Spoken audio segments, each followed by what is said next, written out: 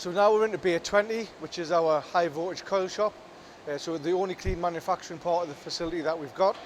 Again, like the other facilities, we have a 10-ton crane. The majority of the work that's done in this bay is bespoke and one-offs. The first part of our looping process, where the raw material will come off the reel and be looped into to start the shape of the coil. The copper that we buy is dependent on what the specification of the coil actually is. Each coil will follow the same process of getting looped and then shaped, consolidated, taped, tested. So every single process will follow. So you have shaping machines, 3 different sizes. Also, for the majority of the coils that we manufacture for customers around the world, we very rarely see the actual stator that the coils are going into.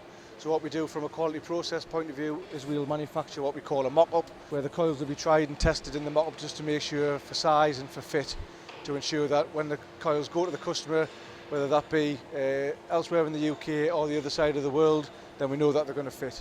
We have full testing capabilities, so each individual coil, once it's been manufactured, will be fully tested, twice the working voltage plus 1,000 times by 1.2. So once again, we're going to be fully sure that when the coils leave our factory, that they're dielectrically sound. This is some examples of our high flex coils, fully cured.